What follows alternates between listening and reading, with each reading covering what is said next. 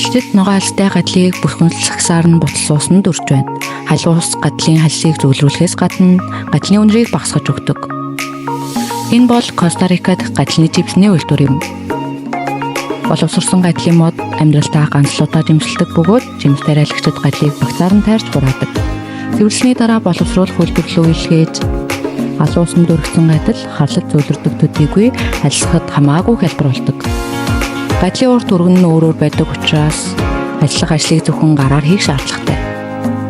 Өдөрт 20 тонн шинэ гадал боловсруулдаг үйлдвэрт энэ үнэхээр өндөр ачаалттай ажил юм.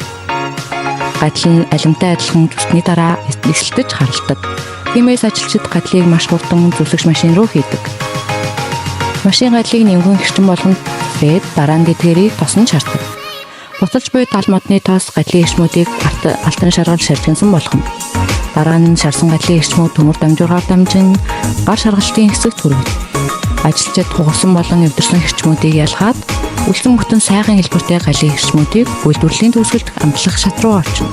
Тасчгүй эрх амтлагчаар галын эрчмүүдийг жигт бүрж өгөөд дараа нь эдгээр галын эрчмүүд савлгааны шатанд очино. Автомат савлах машин тохируулсан хэмжээгээр тэнцэн савлаж өгнө.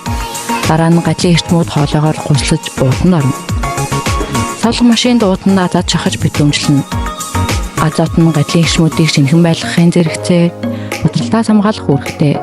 Үүгээр галын эрчмүүдийг тээвэрлэлтийн явцад хаврахаас сэргийлдэг. Ингээд алтраг өнгөтэй шаржигнсан гадал бэлэн боллоо.